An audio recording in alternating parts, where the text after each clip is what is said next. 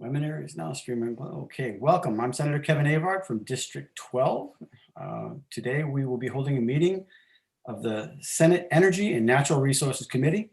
And before we get started, I'll read through the checklist to ensure that the meeting that we are holding is in compliance with the right to know law. And as chair of the Senate Energy and Natural Resources Committee, I find due to the state of the emergency declared by the governor as a result of the COVID-19 pandemic and in accordance with the governor's emergency order number 12, pursuant to Executive Order 2020-04 and its extensions, this public body is authorized to meet electronically. Please note that there is no physical location to observe and listen contemporaneously to this meeting, which is authorized pursuant to the governor's emergency order. In accordance with the emergency order, I'm confirming that we're providing public access to the meeting by telephone with additional access possible by video and other electronic means.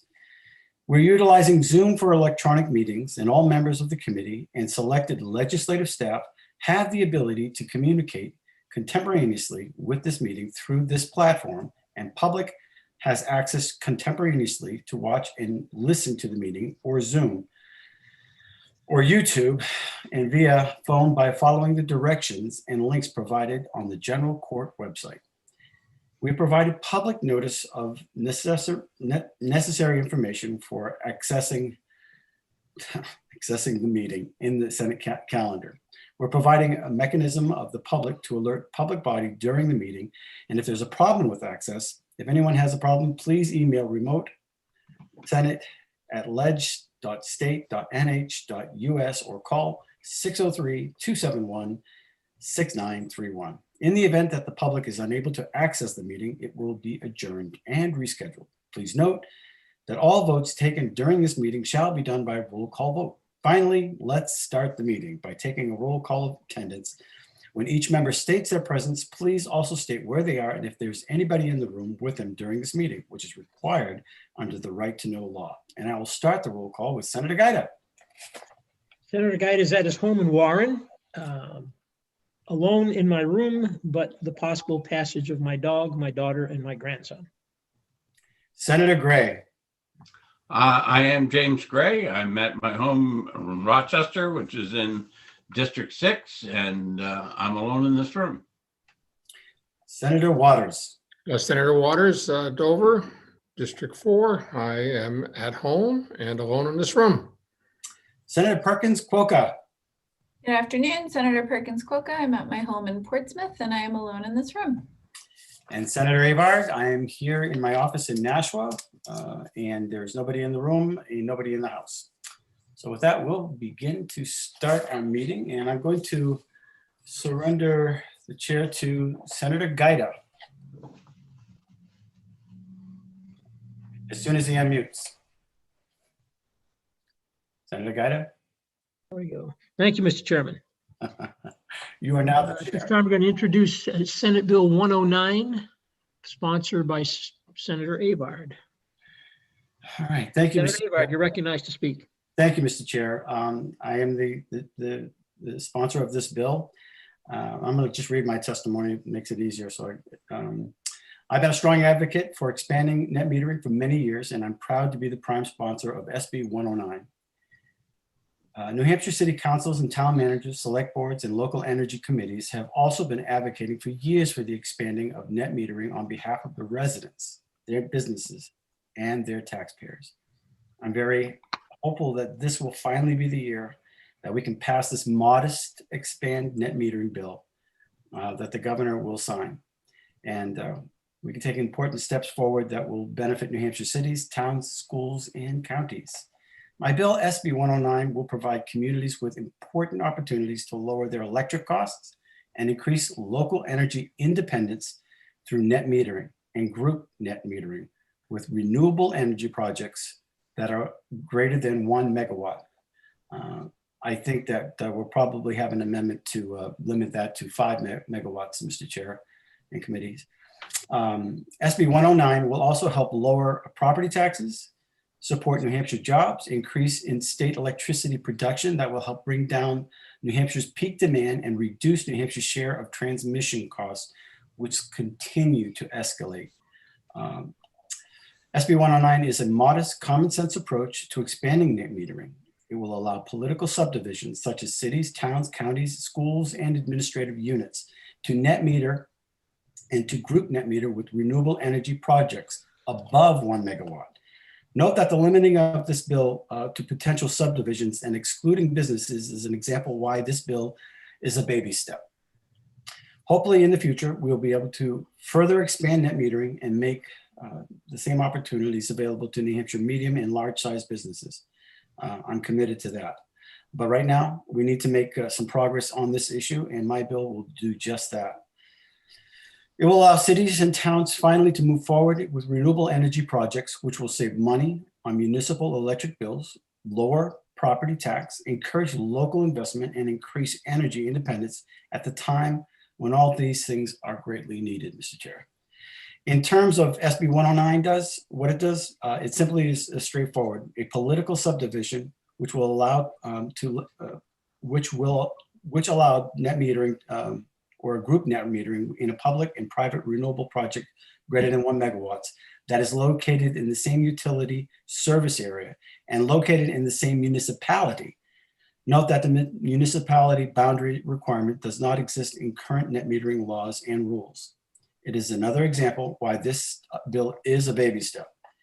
In addition, a political subdivision will be allowed to group net meter with renewable projects above 1 megawatt that is the same utility service area, but is outside the municipality if renewable projects began operation before January 1st, 2021.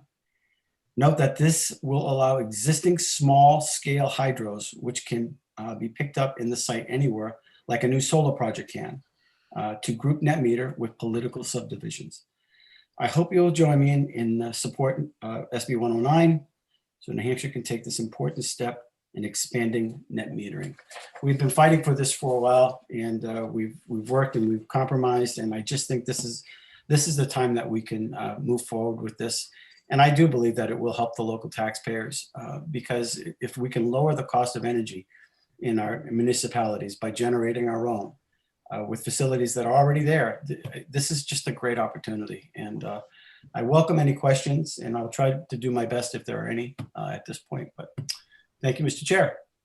Thank you, Senator Avard. Are there any questions for members of the committee? Senator Waters. Yes, thank you, Mr. Chairman, and thank you, Senator Avard. I agree completely with you bringing this forward. It's great. We'll get something done, and maybe people will even think this is such a good idea. We can expand it someday. But I did have a question about this version of the bill. I mean, let's assuming we do add the 5 megawatt cap, which I think we have to do because of FERC issues. Yeah. But you did mention in your testimony that because this can help reduce transmission costs, and given that fact of this bill, then does that effectively undercut any argument that might be made that somehow this is a cost shift to other people? I don't believe this is a cost shift at all. I do believe that this basically helps reduce our transmission load, which is it's something that we have to really consider. And this is just been thinking outside the box for years. We've been trying to get it in a place where there's a compromise, where everybody can work together on this. But it is definitely not a cost shifting, because I do believe that under this bill that you have to use at least 100% of the generated electricity, and so it doesn't go out into the universe where they get a different price. So we have to use 100% of it. Does that make sense? Yeah, and just to follow up, Mr. Chairman. So, I think that what's important in what you're saying, Senator, is that, those arguments that have been made about, the millions of dollars in extra costs because of this and that and the other thing, this bill does not raise that issue. And in fact, it really does, as you say, help local taxpayers and keep this electricity in town. And let me tell you, I want to thank you on behalf of the folks in Dover who are raring to go on some projects that were limited by the 1 megawatt before. So thank you, Senator. Is that a motion for consent? Oh, wait, I'm not on the chair. Just kidding. Any further questions from the committee? Senator Perkins Quokka. Yes, thank you, Vice Chair. I noticed in the language Chairman, that the intent seems to be that the group host is located in the same municipality as all group members. I wondered if you would just be able to speak a little bit about the history there and whether there was any discussion around, allowing neighboring municipalities to work together or anything like that.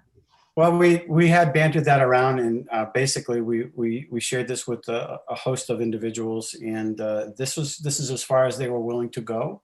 And so I can just leave it at that, that I think that this has been a compromise, that just in my speech, the baby steps is where we're at with this. And so I think if we can move forward with this, get it passed, and see how it operates, and in my humble opinion, I really believe that this is going to help local municipalities to reduce some of their operating costs, and they can pass that savings on to the taxpayers. So I don't want to jeopardize that by trying to cross borders or anything like that to get out of time. I just want to make sure that it will show how it works. Let's just get it there. Right? So I'll leave it at that. Okay, thank you, Chair. Further questions from the committee? Senator Gray. Yes, Senator. Line 18 on page 1, I guess, of the bill itself, Yep. down to line 22 in the definition section, talks about the meaning of municipal host. In line 18, starting where that sentence is, a municipal host may be owned by either a public or private entity, but then it goes on to the later part of the sentence, the paragraph there, political subdivision, and it talks about only, towns, cities, counties, school districts, etc. So what is that supposed to be telling me? The word private in there.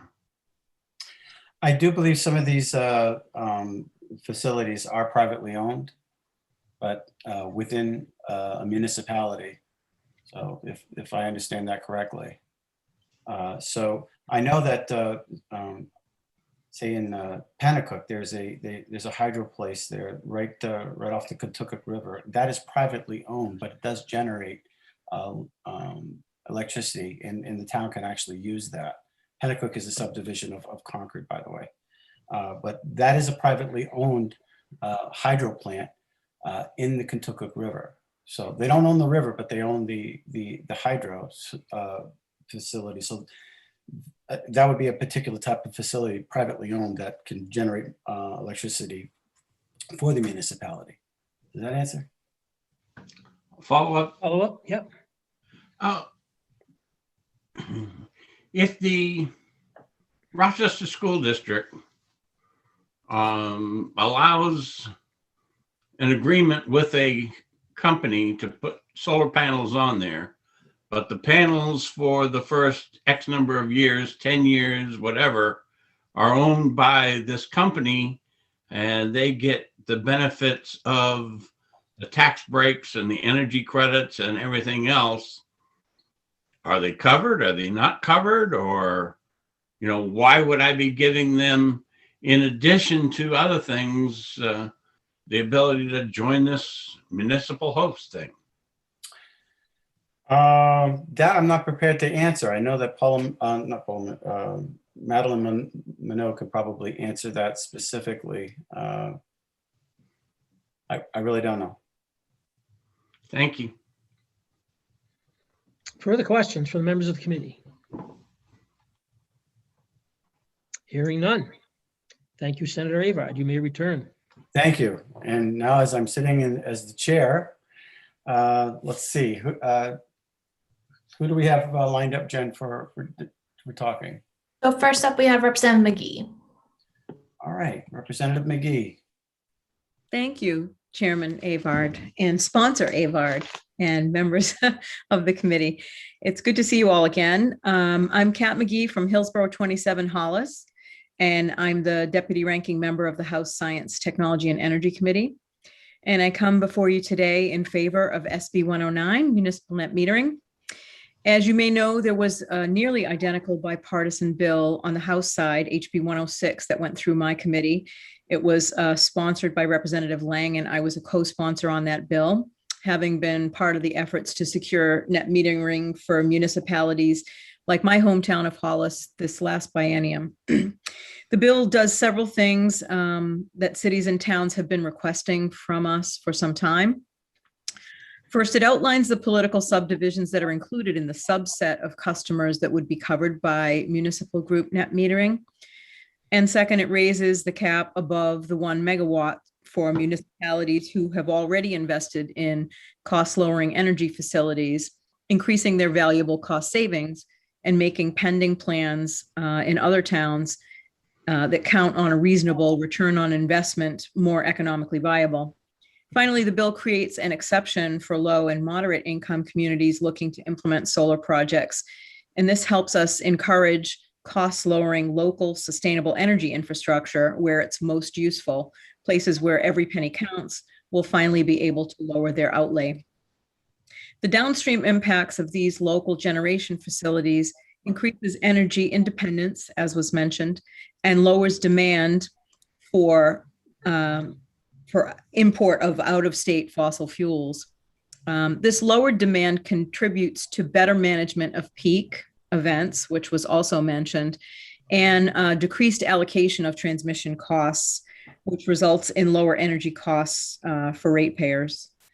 We've been working toward passage of this bill for nigh on 5 years now, and I know that Senator Avard and Senator Bradley and Senator Waters and many others who have been looking to find ways to dip New Hampshire's toe into the net metering pool of water, have been looking for, on our side, on the House side, we were talking about the complementary bill as a pilot and almost suggested putting language in the bill that would speak of it as a pilot, because this really is very much a sliver, a carve out to say that those towns and municipalities who've been asking for credit for their investments and for the plans that they have to bring this local sustainable energy option to their towns and lower their rates,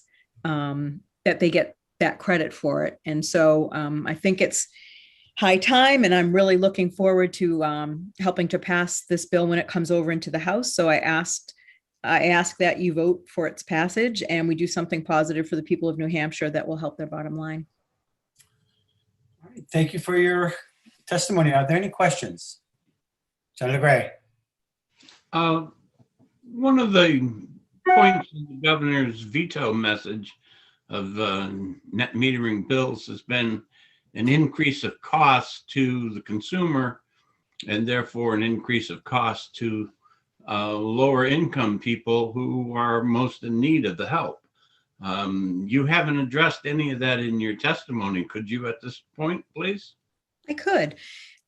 They're actually, on my committee, we hear these bills as well, and the Department of Environmental Services has provided us with testimony that contradicts that conclusion that there's any type of cost shifting to lower income folks. Basically, the way it's been working specifically for municipalities is in my town of Hollis, for example, we made the decision based on a discussion with our energy committee to invest in converting boilers in our municipal buildings, specifically our town hall and our police station, to pellet boilers several years ago. And so we had a whole plan for greening up the municipality, lowering our emissions, lowering our costs. And we also put solar panels on the 2 primary school buildings. And so those investments were made at the town level, and they were agreed to and approved and all that as a way to lower costs. And we saw a significant decrease in our energy outlay over the next several years, in the hundreds of thousands of dollars. I mean, we literally lowered our energy costs significantly. So that affected our tax base for one. But then once the investments were made, if we were getting the return on investment, for the solar energy under the net metering, that money would be, again, coming back to the overall outlay of the operating costs of those municipal buildings. And it would, again, go to lowering what taxpayers have to make up in terms of those costs. So there's no shifting to anyone specifically. No one outside of our municipality is observing any higher costs because we're generating energy that lowers our costs. So when we do local sustainable generation that lowers our energy costs, it doesn't get shifted down the line to anyone. And the discussion that both Senator Avard and my testimony uncovers around the transmission piece, that speaks to the fact that while states around us have been investing at higher rates in their adoption of renewables than New Hampshire has, our percentage of transmission costs that we have to pick up, it shifts. I mean, that's a place where costs do shift, but they're shifting to us, not away. And so what we are saying is, if New Hampshire invests in creating energy closer to the source and doesn't need to leverage those transmission lines, we would only be using the distribution lines. We will save that particular cost. And that in turn will make our costs go down. And the other piece that I mentioned, that both of us mentioned, was being able to manage peak. That's another place where I know our schools especially end up, even when they put the solar panels on, they found that peak for electricity tends to be during the middle of the day, and that's their operating time. So they were not seeing the savings they had expected from putting the solar panels on because they're required to buy energy when it is at peak demand, middle of the day. And so us being able to create energy when we need it locally means we don't have to buy it when it's at its highest price. And so all of those things contribute to us being able to lower local costs, and that lowering of the cost gets passed on to all the ratepayers in the town. Senator Gray. Yeah, I don't know that you really captured what I was trying to get at. In the governor's message, that the cost that we'll say an energy provider, whether it's Unitil, Eversource, or any of the companies out there, because of they have to have the capacity, standby capacity, whether it's sunny or not, and the rates that they have to pay for net metering raises their costs substantially. And although it may reduce the cost for an entity that has the solar panels there, that the other customers who don't have solar panels are paying a higher cost per unit of the energy. And that's pretty much what the governor was talking about, I believe. Can you address that? I think you're correct. I think that's what he was saying. And I think what I was trying to say at the outset was that what we heard from the Department of Environmental Services is that, from the Public Utilities Commission, it wasn't Environmental Services, it was the PUC. They had done a review of that very question and found that it was negligible. There wasn't really any cost shifting of that sort. So I think someone who's probably better to speak to it, again, is Madeline Minot. She's very eloquent on these issues where perhaps I am not. But my understanding is that you are correct, Senator Gray, in that the base load costs of having an operating system that doesn't experience brownouts and blackouts is the responsibility of the utilities, and they do have to maintain that base level. So there is a fixed cost, if you will, for energy. But generating energy near the source where it's used in order to lower the demand that you have on the system, it does create a situation where the utilities have to figure out how to manage all that. And so does the ISO New England in terms of the reliability of the grid. So but that's a separate issue. It doesn't result in costs going up for anybody because certain people's costs are going down. Senator Perkins Polka, did you have a question? Oh, I No. thought your hand was up. Okay. Thank you. Any further questions? Seeing how we bandied around Madeline's name, let's see if we can get her on and answer some of those questions from Senator Gray directly. Okay, we've got Madeline here, Senator. Thank you so much, Senator Avard. And thank you for introducing this bill. This is a bill that Clean Energy New Hampshire supports very strongly. As you all may know, we've been some of the leading advocates in encouraging the expansion of the size of renewable energy projects that can participate in net metering in New Hampshire. And though we would like to see this opportunity given to everyone, we agreed that this measured tiny little baby step forward is a good approach at this point that everyone, as far as we know, can agree on.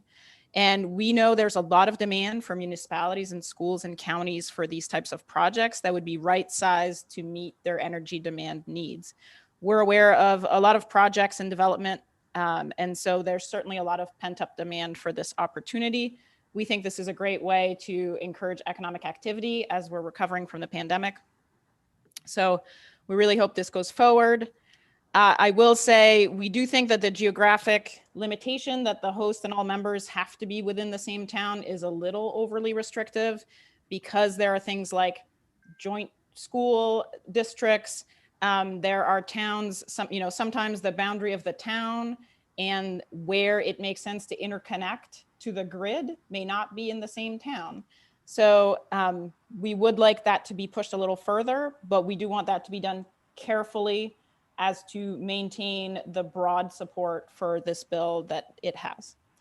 I can answer a few of the questions that have been asked regarding why the host should be allowed to be owned by a private entity, even though the goal of this is for political subdivisions. It is, Senator Gray, to your point, that a lot of times, especially with new projects like solar projects, because there are federal tax incentives, it may make sense for a private company to retain ownership of the solar panels because they can use that federal tax incentive and pass on those savings indirectly to a municipal customer through a power purchase agreement. And so we want, this bill would make that possible, as well as the hydro projects that Senator Avard talked about. The actual hydro project is privately owned, but the goal is that they would serve only public entities like municipalities, schools, counties. So this whole arrangement is done through group net metering, where you have a host, which is the generator. That could be publicly or privately owned, but all of the members who the host would share the net metering credits with all have to be political subdivisions. And so all of the benefits are going to those customers that are grouped with the generator host. Regarding cost shifting, we respectfully disagree with the governor's veto message to prior net metering expansion bills. The Public Utilities Commission was tasked specifically to look at this issue in 2016, 2017 docket, and they found no evidence of cost shifting existing with our net metering credits. Net metering customers of this size, over 100 kilowatts, the credit is only the energy charge on the bill. And so right now that's 7 or 8 cents per kilowatt hour. So that means the customers are always paying and are never credited the transmission and distribution and other charges on the bill. So they're paying their fair share of the poles and wires and transformers and substations and the transmission system. We, along with other organizations, also commissioned a report from Synapse Energy Economics recently, and I will share it with you all again. I think I forgot to include it with my written testimony, that found that distributed solar energy in New England, looking at data from ISO New England, was worth, just in the energy savings and capacity savings, over 11 cents a kilowatt hour. So at least this study that was done recently, came out in December, says that there is more value there for other customers than we are crediting our net metering installations currently. I'm happy to take any other questions if there are any others. Before I do with Senator Waters, does that satisfy your question, Senator Gray? If I have another question, I will ask it later. Thank you, sir. Senator Waters. Thank you, Mr. Chairman, and thank you, Madeline. So it's somewhat of a rhetorical question, but in terms of this bill, given the fact that we had indications from the governor last May that he would support this version, and the way that it is coming forward today in the testimony of Senator Avard that there is support there, would that indicate to you that the concerns raised in the governor's veto message were not being applied to this bill? That's correct. And, I don't want to put words in their mouths, but my understanding is that because this is so constrained, only available to municipalities, there are additional restrictions. The universe of additional projects that this would open up net metering to is quite limited. And the benefits will be any cost savings in addition to the value of distributed energy generation in general. If the town is saving on their electric bills, the thought is that they're passing on those savings to their taxpayers. So that has alleviated enough concern, I believe, that cost shifting issue is at least addressed enough that that's why they feel they can support this bill. If I may follow up. Yeah.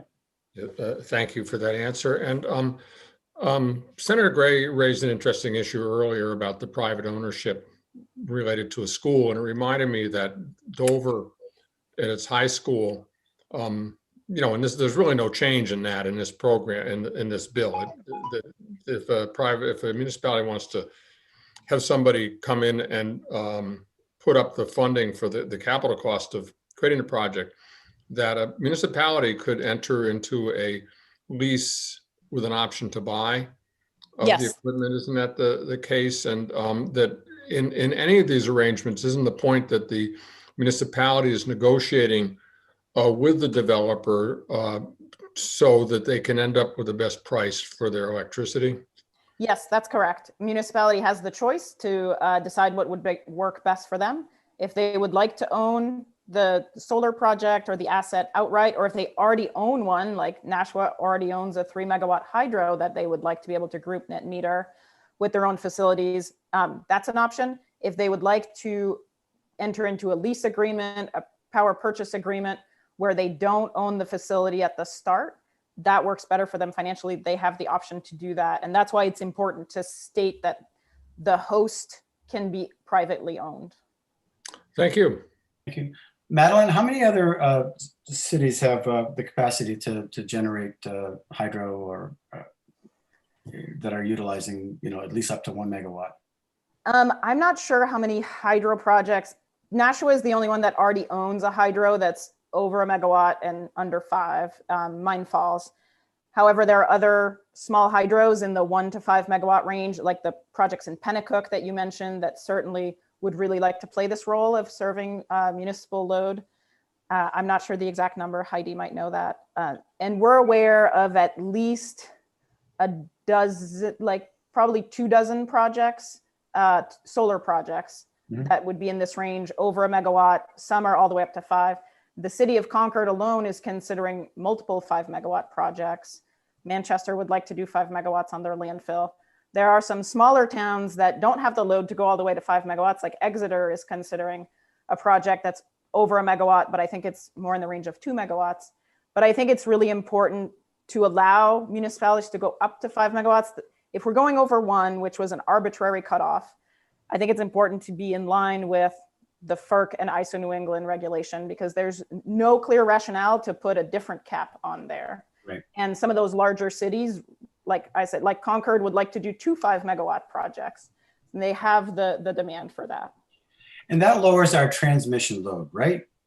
Yes. And so that's what solar especially, but small hydro, all these renewable distributed generations, it's reducing the need to bring electricity over the transmission lines And by producing energy locally, we're reducing the need to use the transmission system, but it's also reducing our peak demand, which is how regional transmission costs are allocated to the states. And, you know, if somebody looks at their electric bill, that's generally the transmission costs are the biggest part of the bill. It's going up the fastest. Right. And so it's not the biggest proportion percentage wise, but when we look at people say our electric bill is going up, what is causing that to go up is really the transmission and sometimes the distribute, you know, Eversource just had a big rate case and a big distribution cost increase. Transmission costs have been going up the fastest. The energy cost has actually been going down because wholesale energy costs have been very competitive in recent years. One thing about this bill that also, with regards to the generation, 100% of it has to be used, right? Yes. So how group net metering works here in New Hampshire is that you have to match the projected or actual output of that host. Every kilowatt hour that's going to be generated has to be allocated to a group member. And so in this case, all the group members have to be public facilities, municipal, school, county. And there's an annual report and true up that has to be done every year. And so they're going to check every single year that all the energy that was generated by the solar or the hydro was used up by the accounts that are in the group. And if that's not the case, there's actually a true up payment. So there's a financial penalty to ensure that that's happening. And the financial penalty is pretty significant. And so generally we make sure that that doesn't happen. But sorry. That way somebody can't say, well, now whatever's left over goes into the wholesale market or the retail market, and then the taxpayers end up subsidizing it. That argument is no longer in existence with this, right? Correct. Group net metering hosts are not acting like generators. A lot of times people describe net metering as selling electricity to the grid, but that's not a good description of it because you have to be matched with someone else. In group net metering, you have to be matched with customers that are using your electricity. And so you're just not acting like Seabrook Station, selling your electricity into the grid. You actually have to be matched kilowatt hour to kilowatt hour with a customer that is using up that electricity so that you're distributing your net metering credit to those customers and all of the accounting has to add up. And so this goes directly just to the municipalities and nothing, not to private homes or anything to that. Correct. Yeah, it can only, all the group members and all the electricity has to go to these public entities. My final question is there any other organization that examines the cost shifting other than the PUC, or are they the ones that are commissioned with this to find out whether there is evidence of cost shifting or not? It's really within their authority. And as I mentioned, there was a very in-depth net metering docket in 2016, 2017 that looked at that issue specifically. And that docket is ongoing. And so they are working on getting going on a value of distributed energy resources study to look exactly at that. It's a more involved study of the one that we had Synapse Energy Economics do. And so if that study reveals that somehow there is concern now that there's cost shifting or that our credit is not correct, then they already have the authority to act on that. And I believe they have the responsibility to act on that. And where would we find that information?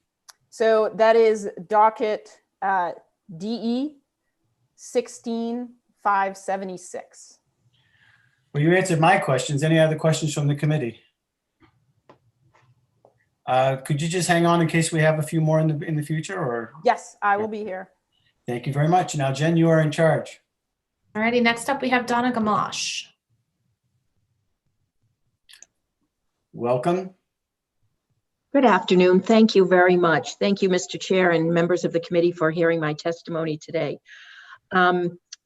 so much of you know a lot about net metering just to begin with, but I thought I would just very briefly just kind of give you a little history. This whole idea came about in the 1970s, in part due to the energy crisis at the time, and Congress created some policies that were intended to promote smaller scale energy producers.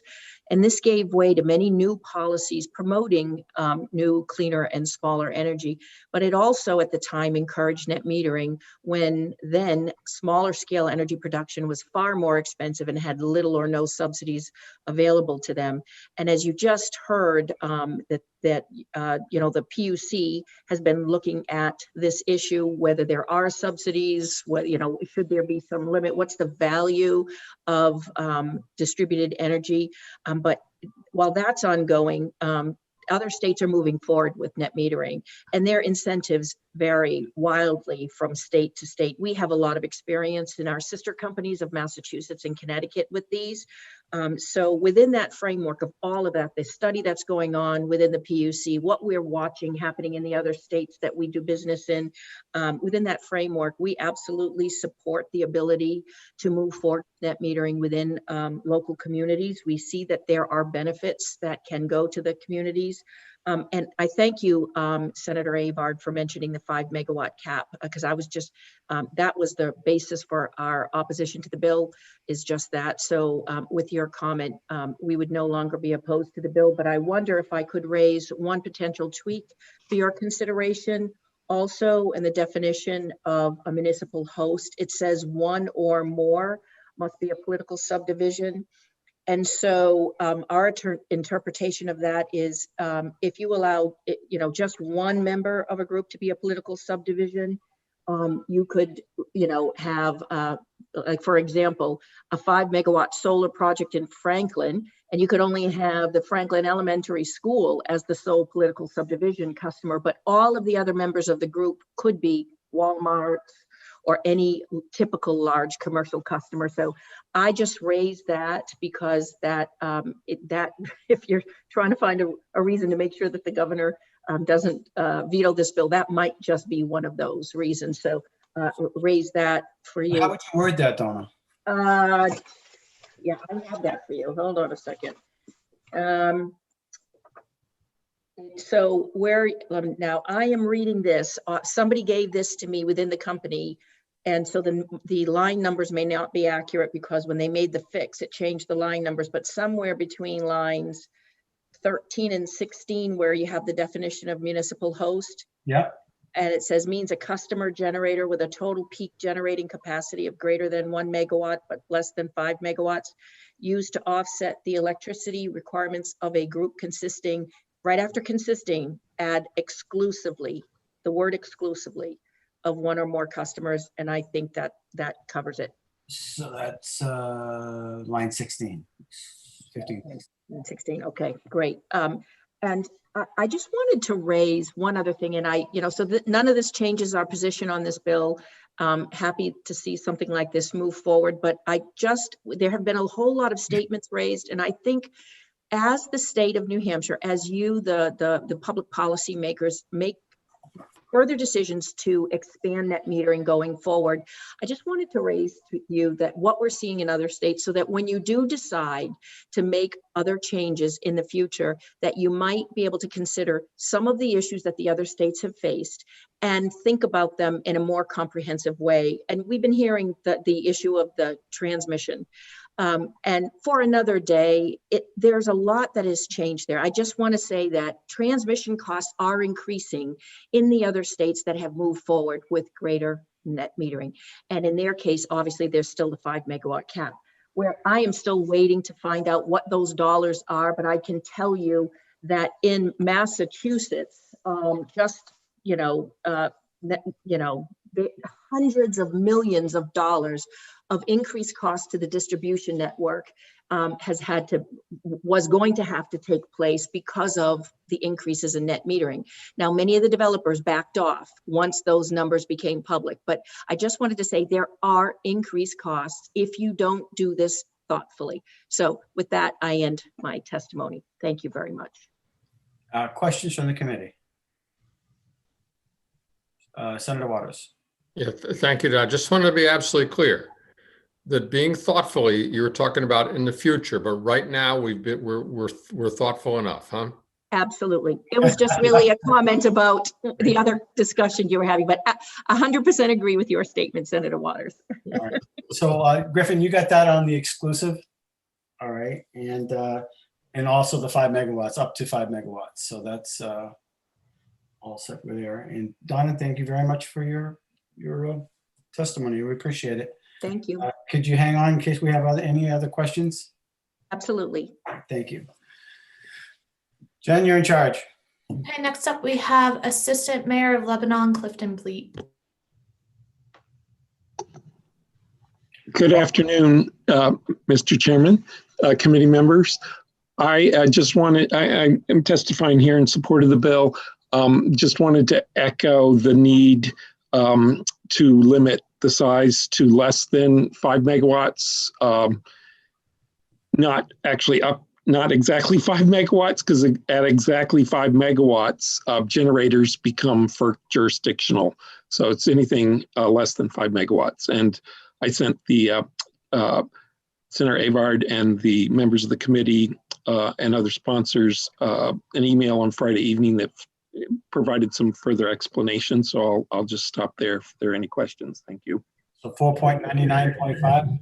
Yeah, that would be okay. Wonderful. Any questions from the committee? Thank you for taking the time to testify. Thank you. Bye. Bye. Okay, next up we have Mark Brown. Welcome, Mr. Brown. Thank you, Senator Avard. Can you hear me? Yes. Okay, great. For the record, my name is Mark Brown. I'm the Executive Director, New England for the Consumer Energy Alliance. CEA is a nationwide association made up of both energy consumers and producers working to advance in all of the above energy and environmental policies that will lower energy costs for every American. Just want to touch on a few things that were brought up today. The discussion of transmission charges and that, by increasing our participation in expanded net metering policies will somehow lower those charges. There's a lot of noise in the data, regionally. I'll point to Massachusetts as an example. So, in 2008, Massachusetts' share of regional transmission charges was 45.08%. Its most recent 13-month average is 45.72%. So that's an increase over that time, despite spending billions of dollars in energy efficiency and behind-the-meter resources. New Hampshire has gone up. That fact is true. Connecticut has gone down significantly over that same time span. However, their GDP has decreased pretty substantially over that time frame. So there's a lot of factors that go into regional transmission costs. Population migration, GDP, manufacturing base. New Hampshire's held on to more of its manufacturing jobs than a lot of the other states in the region. Vermont is another example of a state that's seen its regional share of transmission costs increase over the last 10 or 12 years. And they've invested plenty of, money in behind the meter solar and energy efficiency. So I just want to touch on that. And, as far as the cost shifting goes, in Massachusetts, they implement a 32% discount rate for low income folks down there to offset all the increased costs from, net metering and other behind the meter programs. So they've recognized a significant cost shift down in Massachusetts. I'd be happy to forward the docket number and all that, or even the PDF to any members of the committee that want to see that. There's also been a lot of work in this issue. Former MIT initiative researcher Scott Berger, did a review of Con Edison in Chicago, modeling out solar adoption and take into account, different income trends. And one of his conclusions, and I put this in my written testimony, I don't want to repeat too much of that, but PV adopters reduce their contributions to residual cost recovery, placing a higher share of the burden of residual cost recovery on non-adopters. Given that the lion's share of PV adopters are wealthy, the net effect is that average customers for affluent customers decrease at the expense of low-income customers. Stanford economics professor Frank Wolak did extensive research out in California, which has had, very aggressive net metering and behind the meter policies for quite some time. And he found, more The more solar capacity in the distribution network predicts significantly higher distribution network prices. And from 2003 to 2017, almost 100% of the increase in residential distribution network prices were as a result of, basically solar PV capacity in the state. So, the Haas Institute at Cal Berkeley has done a lot of research on this. So, Madeline mentioned that the PUC docket, DE 16-576, I would just caution, maybe we should wait until, that study's been concluded to kind of see what they see with regards to cost shifting, because their statements were made in 2016 when there was a lot less distributed solar on the system. So that's all I've got for you. Questions for the committee? Happy to answer any questions.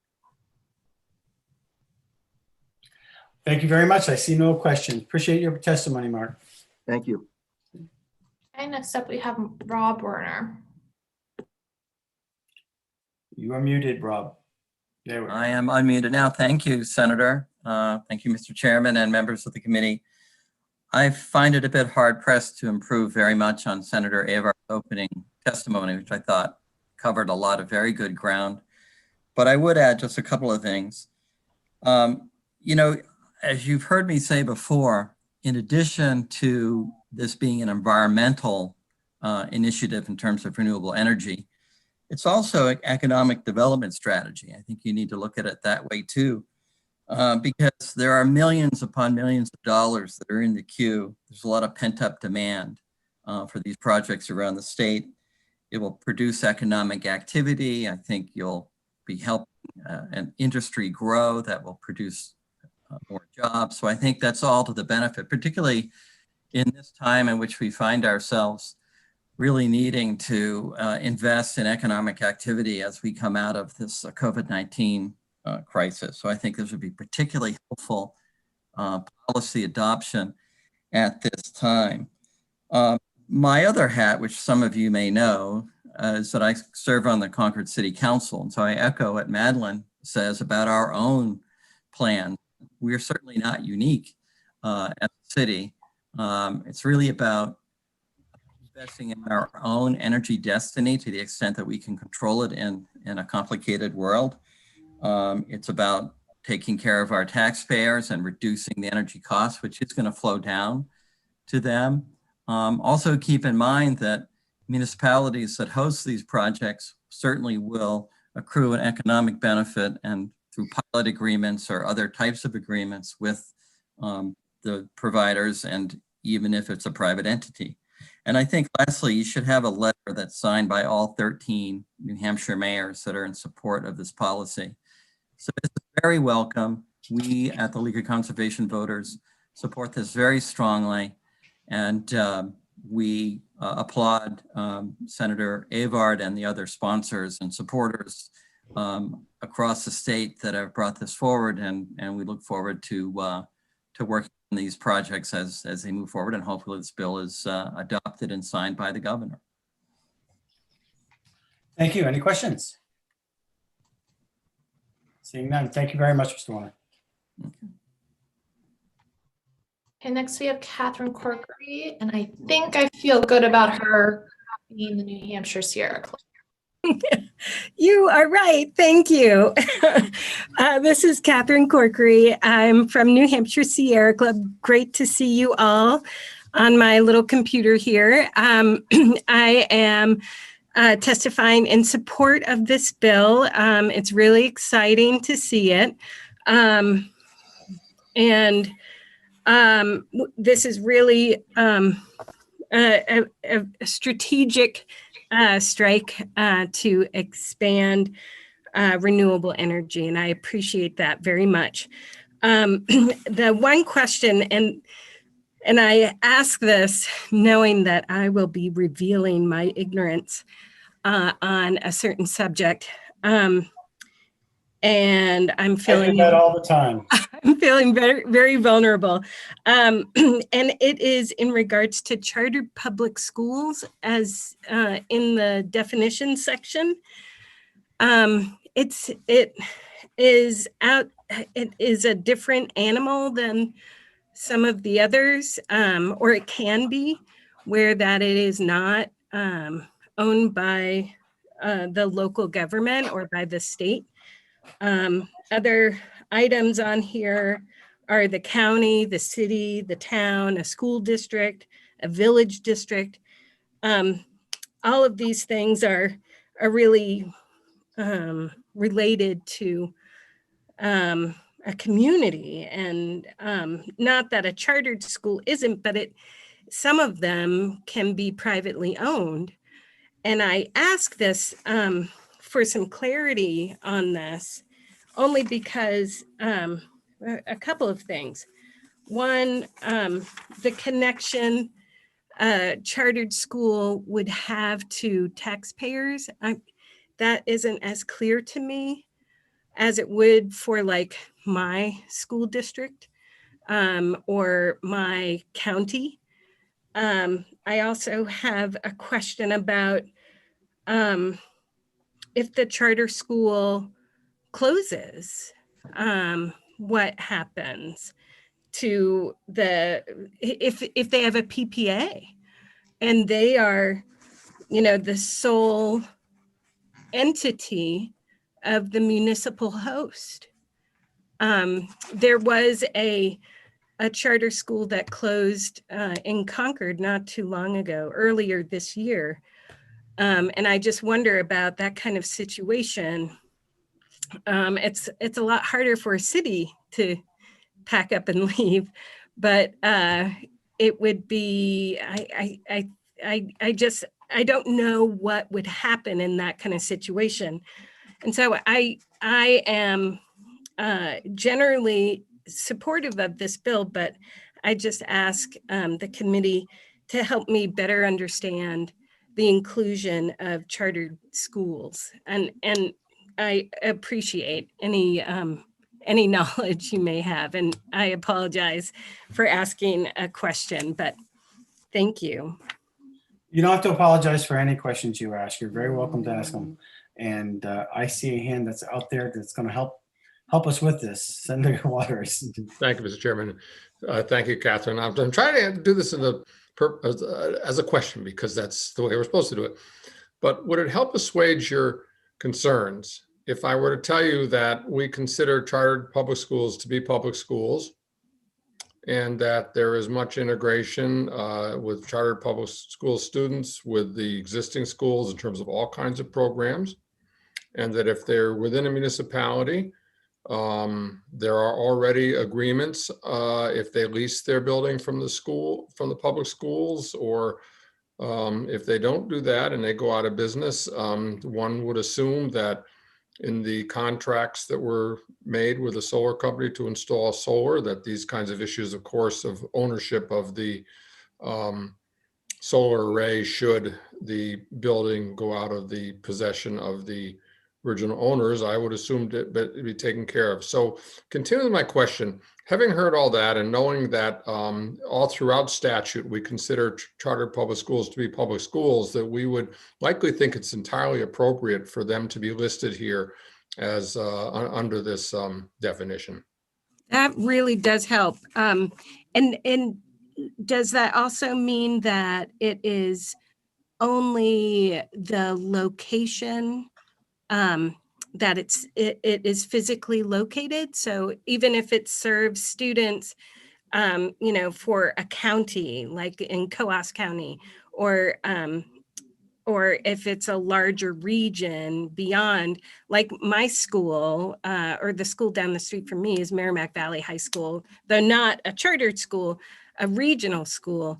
Is it just the immediate location that would benefit? Or I guess I don't understand how the taxpayers would be. If I may, Mr. Chairman, you raise a perfect analogy. We have regional high schools, and just like that, a charter school, that under the way the bill is written, the power stays in the municipality. Great.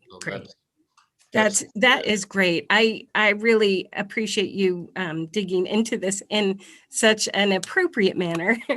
Thank you very much. That provides a lot of information. I think that will help beef up the bill. Thank you. Thank you, and thank you, Senator Waters. Jen? So the last person I have signed up to speak is Terry Picard, but I'm not seeing Terry on the list. So Terry, if you're here, if you could virtually raise your hand. And then if anyone else, oh, we have a Robert Hayden with his hand up, Senator. Okay, Robert. Hi, folks. Thank you so much for giving me the opportunity to speak for a few moments. Sorry I didn't put written testimony in. And if there's anything that you would like in writing, you're welcome to it, and just let me know and I'll send it along. I'm with Standard Power. Standard Power net meters more schools and towns than anybody here in New Hampshire. We provide millions of dollars so far of net metering benefits to a wide range of communities. We currently have 10 communities on a waiting list who would like to be part of this net metering aggregation. And a couple of points I'd like to speak to during your meeting so far is the cost of energy. The cost of energy over the last 10 years has gone down greatly. And the type of energy that's proliferated during that time frame is greener energies, including natural gas, but primarily now the wind power that's being bid into the market has driven down the cost of energy. So from 2011, when electricity's average cost for the year was 5 cents, and that's the pure raw commodity cost of the electricity used in the New England ISO. That cost dropped to 2.35 cents in 2020. So the actual cost of energy, while renewable energy has proliferated, solar all across the New England ISO, but primarily in Massachusetts, Connecticut, and Vermont.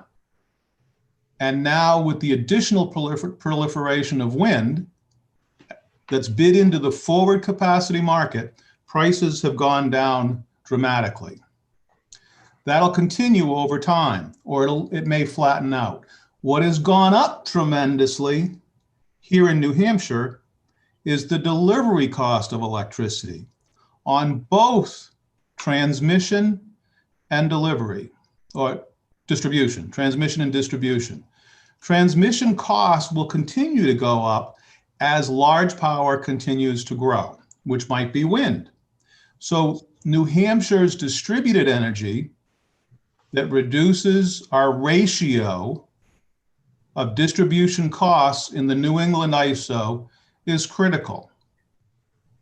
While we have Massachusetts, Connecticut, Rhode Island adding large amounts of solar, and now Maine adding some of the largest amounts of solar, our ratio of the transmission costs is going up. We at one time had a transmission ratio of 9.5%. That's up to 10.8. And unless we catch up on using solar energy, that ratio will continue to go up. And not only will transmissions costs continue to be the fastest rising piece of our electric bill, the disproportionate percentage that we pay will also continue to go up. So I think that those are critically important points supporting the expansion of net metering. It's a great first step.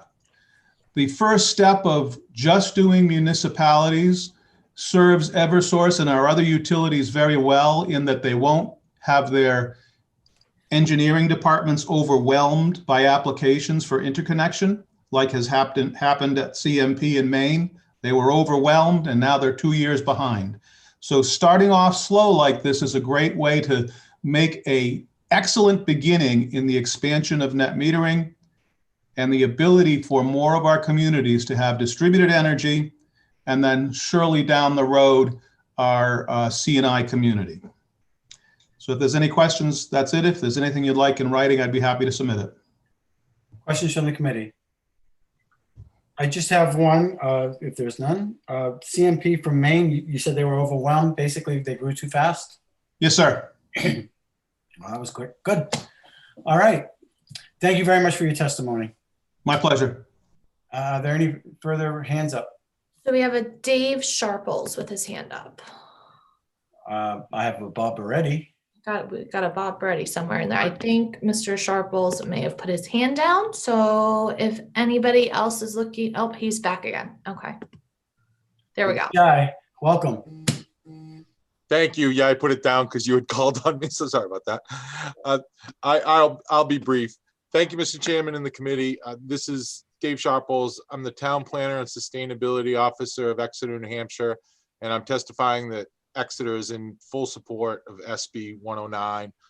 Last week, our residents overwhelmingly supported the issuance of a $3.62 million bond to finance and construct up to a 1.77 megawatt solar array at our Cap landfill. This bill, if it passes, will allow us to move forward with the entire 1.77 megawatt array, which is the estimated capacity of the site.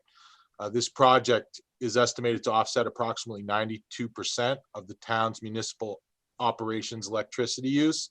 Wow. And the town of Exeter will finance and own this project. And if the cash flow projections are accurate, this project could result in a project that is cash flow positive from day one of operation and result in approximately $7 million of revenue for our taxpayers after expenses over the life of the project was estimated at 40 years. Now that's a good use of a landfill. Yes, so I just want to thank you for bringing this bill forward, and we're in full support of it. Great. Thank you for your testimony. Questions from the committee? I'd like to hear numbers like that. Seeing none. Jen? That is all the hands that I have raised on the bill, Senator. Okay. Are there any questions from the committee at all? Any talk about anything? We're all set. Okay, so we'll just close the hearing on that and we'll move to our next bill.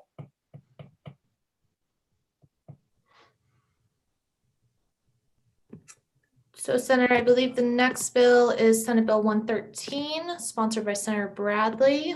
Is he available? I believe we have him right here. Welcome, Sir Bradley. Good afternoon, Mr. Chairman. How are you? We're doing well today. How are you doing?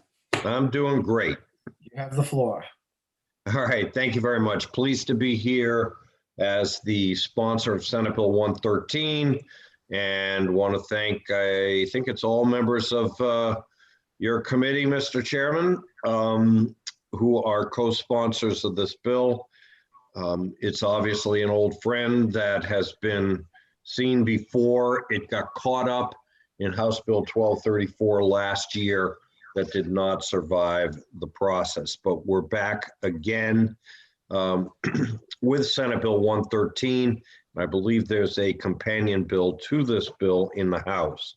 What Senate Bill 113 will do is ensure that there is consistency in the renewable portfolio standard that is targeted to benefiting in-state small renewable generators in New Hampshire. So our small hydros, wood plants, solar, and other new sources. In particular, it's going to be exciting, I think, to hear from Q Hydrogen with the first piece of the bill that adds water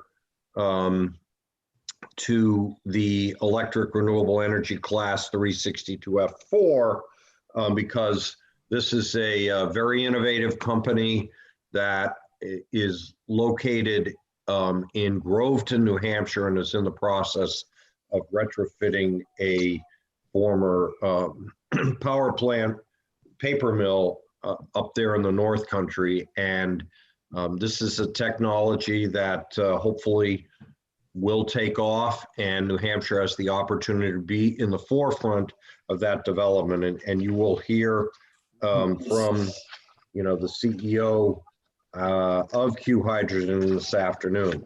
The rest of the bill is ensuring a $55 alternative compliance payment schedule across the board, which that will help our biomass and our hydro facilities in particular.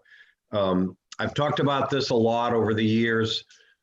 We are seeing pretty steep declines in the amount of biomass that is being burned. Currently, only the plant in Bridgewater and the facility in Berlin are operating, and that's had a very harmful impact on the forest products industry. And it does undermine our ability to have renewable energy in our state. Hydro facilities are similarly pushed very hard financially right now because of the low cost of energy. I think we heard that, you heard that in the previous hearing. This bill, if it is passed in the way it is with the renewable energy credits as low as they are right now, should have no impact, or at best minimal impact, on New Hampshire ratepayers, but it will over time help stabilize the industry. So I'd like to think that this bill can get through the process.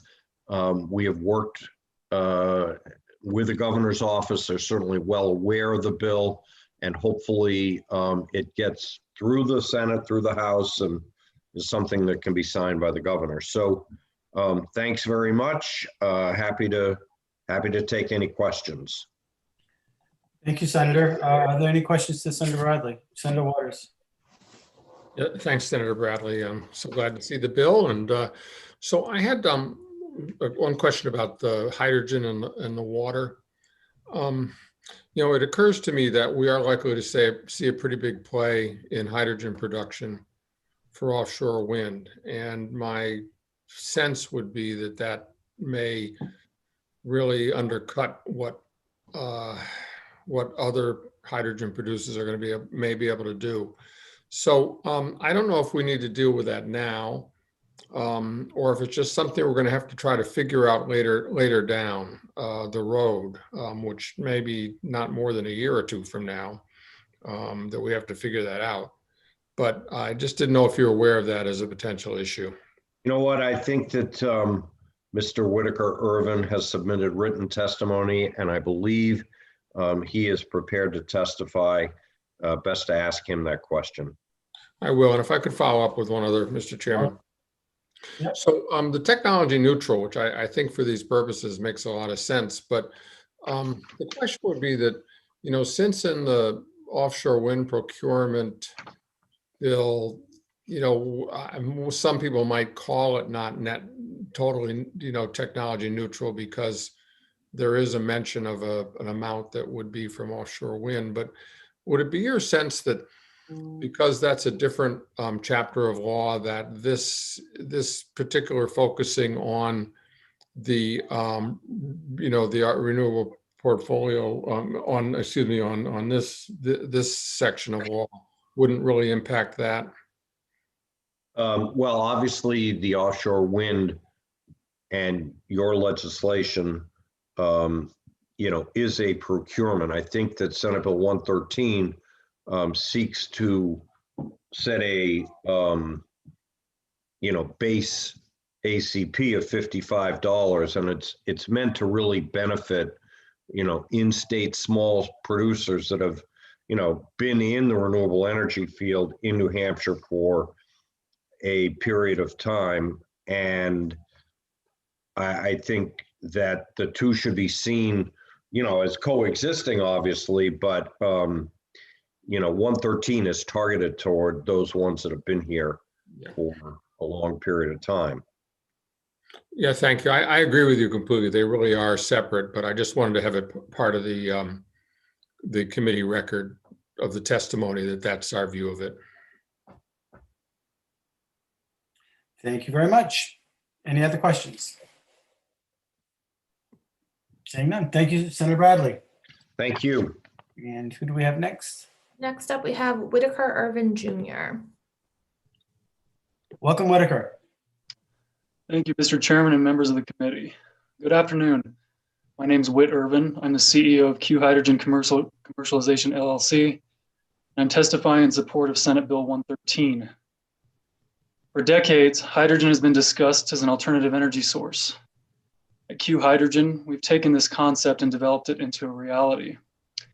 Q Hydrogen's plan for clean power generation is unhindered by the numerous limitations faced by current renewable sources, as methods we utilize are economical and clean. They are in fact carbon-free. Our proprietary method generates hydrogen from water using hydrodynamic forces created within a turbine featuring a unique design in metallurgy. Research and development started by my father in the mid-1990s focuses on a new relationship between energy and matter.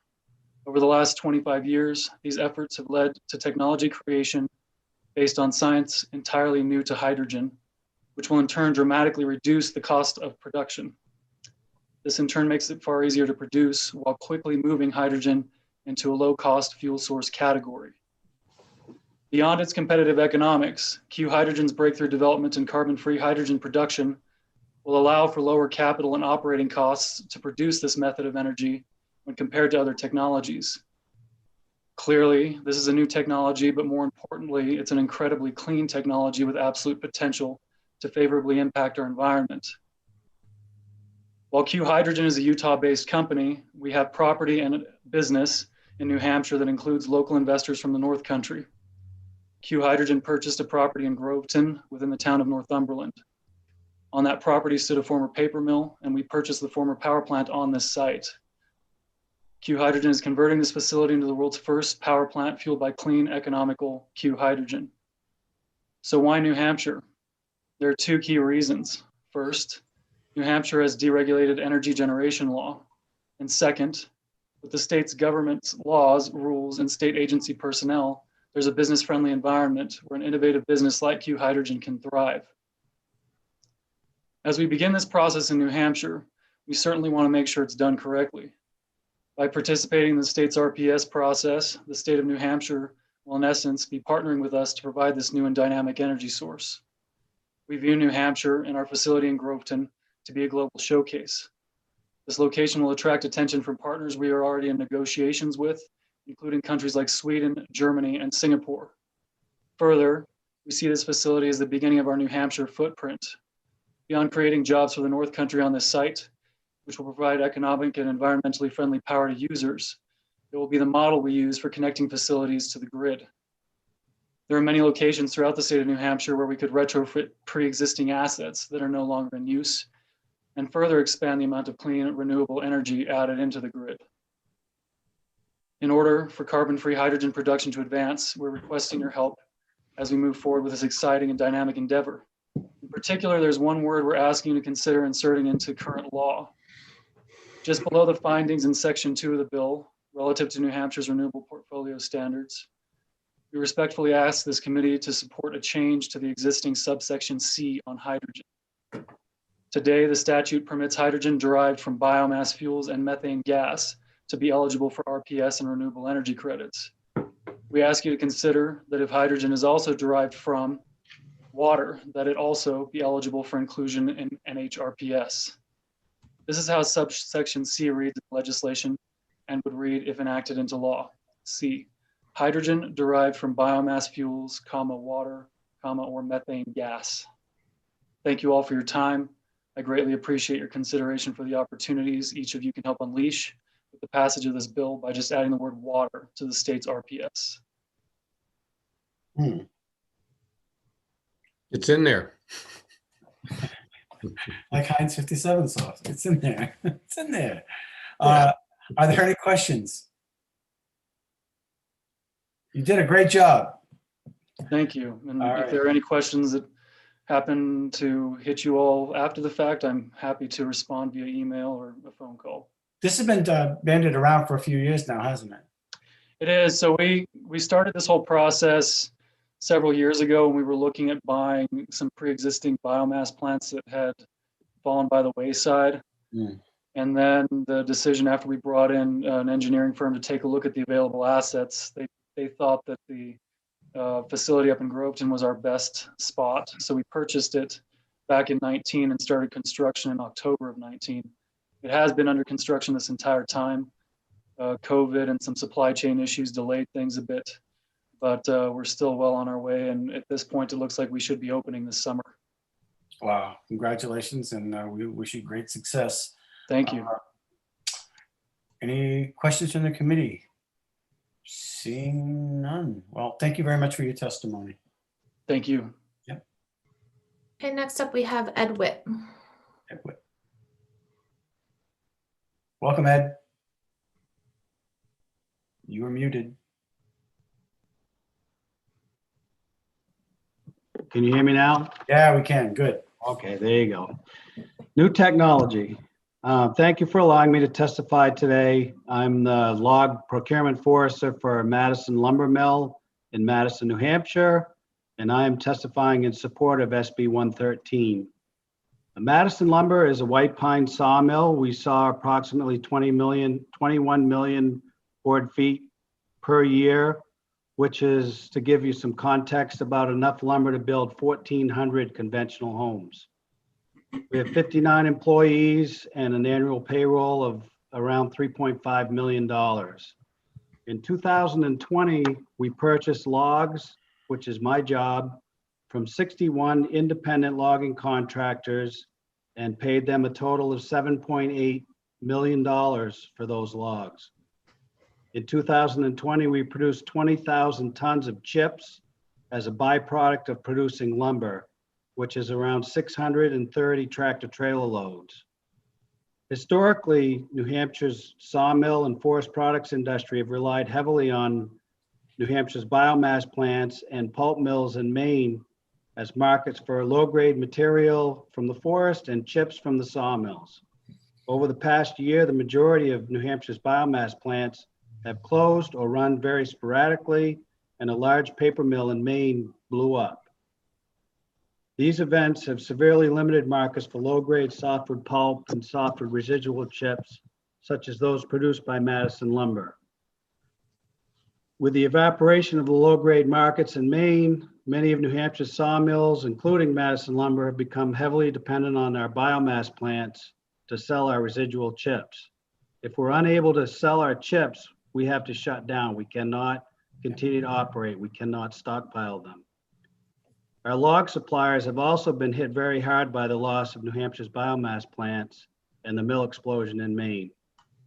There is essentially no low-grade softwood pulp market, especially white pine, that loggers have, and so loggers have no choice but to chip the low-grade softwood trees and pulp and sell them to a very limited biomass market. We have seen a significant reduction in logging capacity in the past year. Had several contractors that are producing 50% of what they were doing last year. So it's had an impact on our log purchases. I've had to reach out farther to purchase logs, which cost more money. We've also seen a significant decline in our income for our residual chips. SB 113 seeks to preserve the continued operation of our biomass plants. Without the successful passage of this bill, we will see the continued decline of logging and sawmilling in New Hampshire. SB 113 is a proactive approach to allow plants to run consistently throughout the year, and hopefully it will bring closed plants back online. The loss of biomass markets in New Hampshire has dealt a devastating blow to the entire industry, including sawmills, loggers, landowners, foresters, and firewood producers. I would like to ask you to support SB 113 and the economic activity that will ensure into the future. Add in all the other benefits, including healthy forests, improved forest and wildlife management, maintaining open space, energy independence, clean energy, etc. It seems that this bill is a wise choice for New Hampshire. Thank you. And thank you very much for your testimony. What is good, right? That's right. I remember. So are there any questions from the committee? We really appreciate your testimony and thank you for all that you do for our forests. Thank you. Yep. Okay, next up we have Madeline Minnell. Madeline. Hello again, senators, and thank you for the opportunity to testify on SB 113.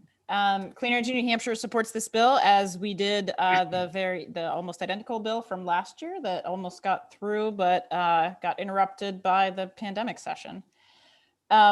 The Renewable Portfolio Standard is a very important policy here in New Hampshire, and it's our only policy that supports and encourages the development of local renewable energy. What this bill does is increase alternative compliance payments for class 3, 4, and class 1 thermal. What alternative compliance payments are also called ACPs, and they act as a ceiling price in the Renewable Portfolio Standard policy. And so what that means is that when renewable energy facility owners sell their renewable energy certificates, they'll never get a price that's higher than the ACP, because the entities that have compliance requirements always have the option of making those ACP payments. And so REC markets are a market. There's obligations to purchase them. There's a certain supply and demand. And so that affects the price of RECs, but there's always that price ceiling from the ACPs. And so what this bill is aiming to do, in our view, is to treat class 3, 4, and 1 thermal more similarly than class 1 and 2, which have ACPs similar to what's being proposed here. We think this is a good thing. It really provides potential for improved value for our existing biomass, small hydro, as well as class 1 thermal renewable energy, which we think is really important to support. So that's all I have, and I'm happy to take your questions. Thank you, Madeline. Questions from the committee? Boy, we're just nailing it today. Great. Good job. Thank you.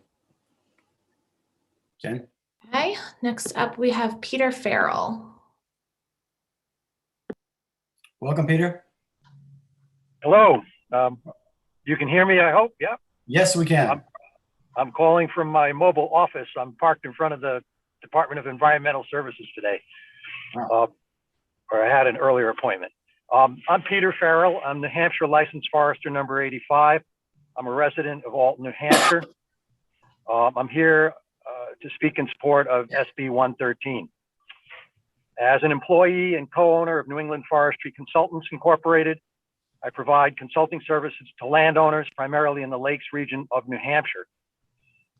I and my 4 NEFCO colleagues in New Hampshire manage on the order of 130,000 acres of New Hampshire forest land belonging to individuals, families, nonprofits, and municipalities. In the last 5 years, our annual sales of timber for our clients have averaged 11 million board feet of saw logs and 88,000 tons of lower grade pulp and biomass product.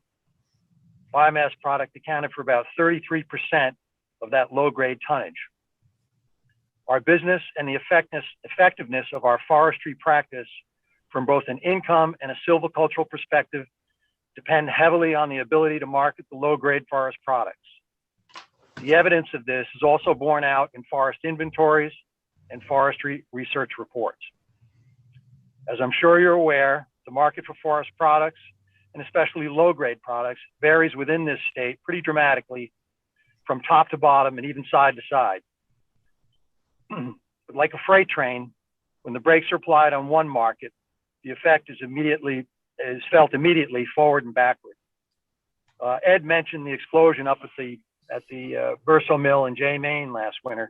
And just to give you some sense of perspective, which I think is important, because many of my clients, their first surprise when we do a timber harvest is the speed and productivity of the crews that put this wood out. But that put immediately 300 loads of pulp a day, and Ed will correct me if that's wrong, back into the marketplace that had no home to go to. You can imagine the enormous sort of reverberations all the way across the entire New England area that was the working circle for that mill. We know that biomass market's been under siege for the last few years. Like the energy market in general, there are sea changes few of us would have anticipated 30 years ago. But during the last 30 plus years, many individuals and businesses have invested heavily in technologies for harvesting and utilizing low-grade products. Yes, for a profit, but also to serve a public interest, both real and perceived. Although my business is only in forestry services, I've been an observer of the larger forest industry picture and cannot imagine many businesses that cope better with ups, downs, and changes in markets than this one, and largely without support. We also know that more change will always be coming. My hope and that of my colleagues is that you will continue to support of SB 113, which will help continue to bring us into what is a rough landing, but at least one that the industry can walk away from. Thanks for your time, and I apologize for all the dings. I think my daughters are texting right now. So thank you very much. Thank you for your testimony. Other questions? Peter, basically, if we don't have you folks taking out that low grade wood, it basically either stays there or goes into landfills, correct? No, actually, in our situation where we're managing forests and they're harvesting, the choices are limited. You can leave the pulpwood in the woods. That's not all a completely bad thing, but what it does is it takes a chunk of potential income out of the income stream from the landowners. And this is very complicated because it really is like a freight train. When somebody hits the brakes, there are cars slamming into each other all over the place. We haven't seen price increases for very many years in a number of products, decreases in hardwood, kind of stagnation in softwood. And leaving something behind, a component for the loggers, is extremely difficult. It's suddenly like pulling $200 or $300 a load out of their income stream that they would have had otherwise, which now they're going to have to make up for because they're still doing the same amount of work or very near the same amount of work to get that wood out to the landing and the roadside. And it eliminates, they don't want to do that kind of work. And I can't afford to have my clients can't afford to have that work done. And so it stands that need thinning and also have a lot of low product content, which is, it's roughly about 50% of what we produce is low grade material. And if we can't produce that material, we can't thin the stands that need the attention. So it's a real mess, actually. Yeah. So great, Dan. I appreciate your testimony. Are there questions from the committee? Seeing none. Thank you again, Peter. Thank you. Okay, next up we have Charlie Niebling. Good afternoon, Chairman Avard, and good afternoon, members of the committee. My name is Charlie Niebling. I'm a partner in the consulting firm Innovative Natural Resource Solutions. I live in Boscawen, New Hampshire. I am a licensed forester. And I'm speaking this afternoon briefly in support of Senate Bill 113. I did submit written testimony, which I'll paraphrase very briefly. I've taken a very active interest really since the RPS was adopted in 2007 and 8 in broadening the scope of our renewable energy standard to include thermal energy. We use a lot of heat in New Hampshire. In fact, we use more heat energy in New Hampshire than we do electricity. Well-known fact. And New Hampshire, by the passage of Senate Bill 218 in 2012, and Senator Bradley was the prime sponsor of that bill, was the first state in the country to enact a comprehensive thermal provision within its renewable portfolio standard. A number of states, in fact, 11 states, have since followed New Hampshire's lead. And it's worked. It's had a significant impact on helping New Hampshire achieve energy independence. There are 58 projects that are now qualified. 46 of those are biomass or biofuel projects, and 12 are geothermal projects. The total installed capacity of those projects is 53 megawatts. The biomass projects of which I am most familiar include 4 county facilities, 4 nonprofit rural hospitals, 22 public school facilities, 3 college campus facilities, 2 private school facilities, and 7 businesses. The biomass projects spend about $5 million a year on chips and pellets, providing a market that did not exist 7 or 8 years ago for about 70,000 tons a year, a significant volume. Those projects displace 3.3 million gallons of heating oil equivalent annually and keep about $8.5 million of wealth that would otherwise be exported to import fossil heating fuels in the state economy. That's annually.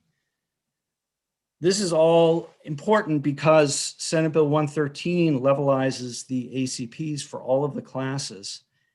The effect of that, and I appreciate that thermal is not the primary focus of this bill. However, the effect of that will be to enhance the value of the incentive for biomass thermal, geothermal, and solar thermal projects. And that's a good thing. We've seen, frankly, a slowdown in interest in these technologies because of the decline in heating oil and propane prices, at least until this winter, when there was a rather significant spike in propane costs.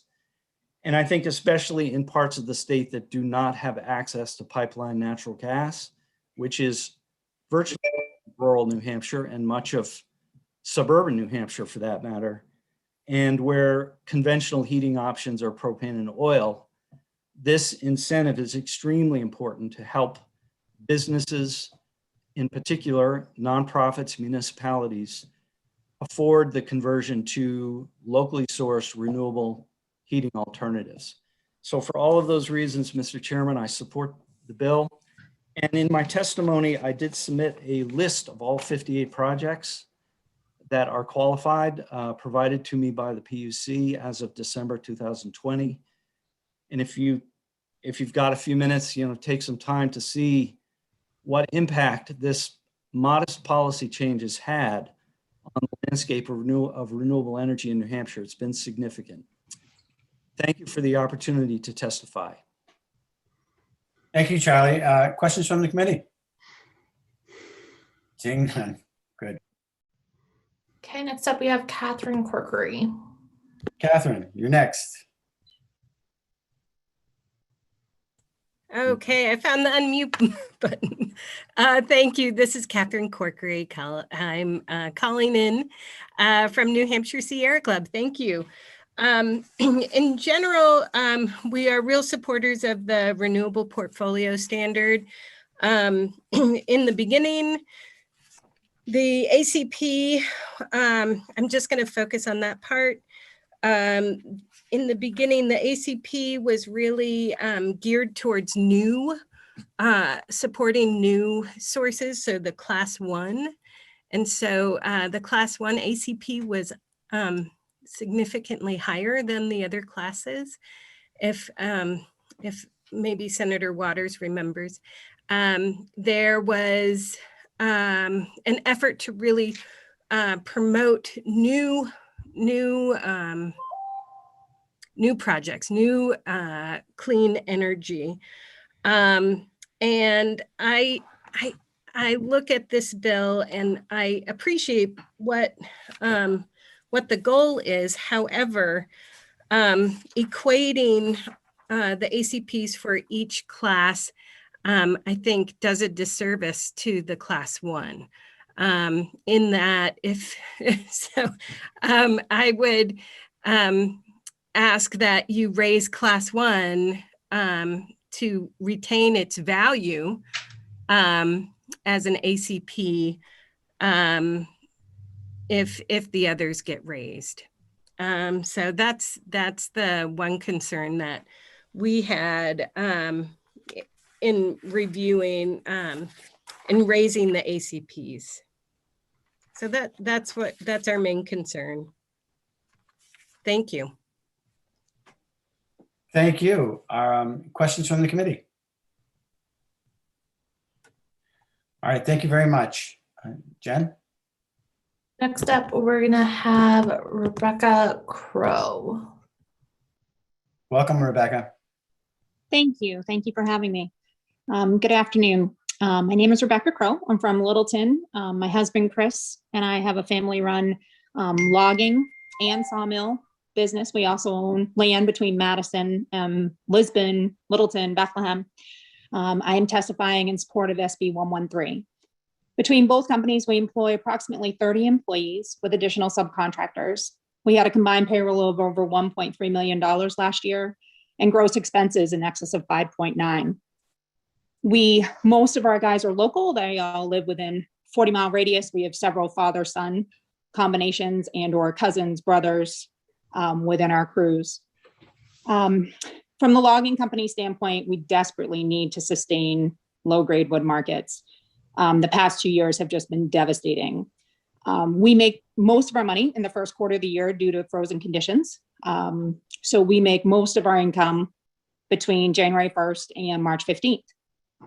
Due to pulp markets and chip markets being lower than normal, whether we're on quotas and or making less money, we're down about 7% at this point for this first part of the year. And we've had a good winter. It's been a decent winter for us up here for weather-wise, because weather is our other hindrance. It's huge when you're making between 40 and 50% of your income in the first 3 months to already know that we're down that far. Never mind what the summer will bring with more quotas everywhere. Hardwood pulp, no market for softwood pulp. One of our jobs this year, we've actually had to stockpile, I believe it's around 45 loads that we're going to have to handle twice to be able to put them in during spring when we'll have more quota available, because we ran out of quota this winter at the chip mills. So it's really devastating to us, and we're just one company out of so many in this area. Our next is our sawmill. We have a small sawmill. Our mill is a low-grade mill. We make construction mats. So we use a lower grade. We don't want high-value logs. We want the lower grade logs, which is good. But due to a lot of companies, a lot of mills paying more for any wood that they can get because they're actually below where they normally are, we've had a very hard time securing our wood that we need to make our product this year. And it really is just a trickle-down effect on all the markets for all of New England, not just Maine and New Hampshire. It's all of New England that's seeing this trickle down from this industry going the way that it's going. We also, as landowners, I'm a picky landowner. I like to be able to use my land. When you leave all of the low-grade wood in the woods, you have less use for it. We like to snowshoe, we like to snow machine, we like to hike on our land. And when you leave all of that there, the landowner has less use of their land. You can't use that until that biodegrades, and it takes a very long time for that to happen. So a lot of landowners that we're seeing now are deciding to wait a couple years, see what happens, not cut their land when it technically should be cut, and or just waiting to see if they can either make more money and or get better use out of their land and have a better end effect after their land is logged. So it's just a multitude of very hard issues right now between the logging company, the sawmill, and as landowners, it's very hard for us. We would greatly appreciate you supporting SB 113, and thank you for your time today. Thank you, Rebecca. Are there questions from the committee? I just have one.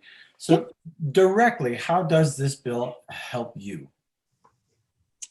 If the biomass mills are able to have a designated rate, they could then operate with at least knowing where they're at. They have everything fluctuates so much for them. They have a hard time justifying.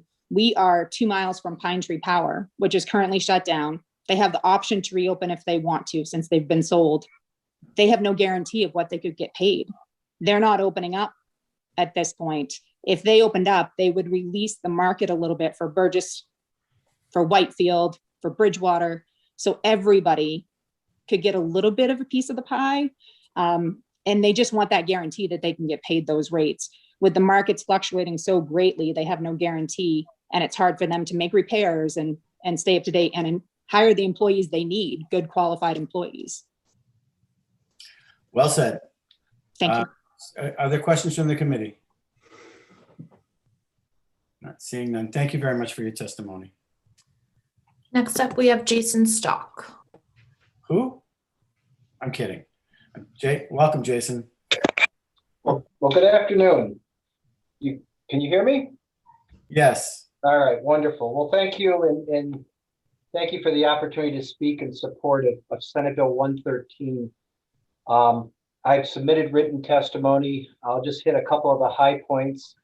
I think you've heard some testimony already today from folks in the forestry community, and I think they've done a very good job at kind of providing their perspective on why Senate Bill 113 is important. For the record, I'm Jason Stock. I'm the Executive Director of the New Hampshire Timberland Owners Association. We represent timberland owners in the forest products industry.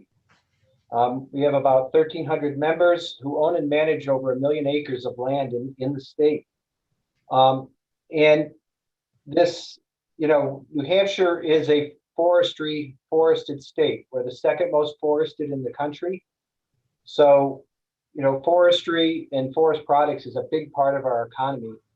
We're one of the largest manufacturing sectors at $1.4 billion a year and about 10,000 jobs. So this is, we don't have large mills that sit along the interstate that you can see. Our work happens out in the woods, but it happens across the state.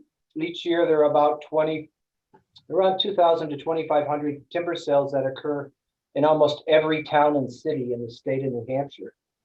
And one of the characteristics of our forest is we grow a lot of what's considered low-grade timber. This is wood that can't be used by saws such as Ed Witt's. They can't be used to create lumber, and we need markets for this. Biomass has traditionally been that market.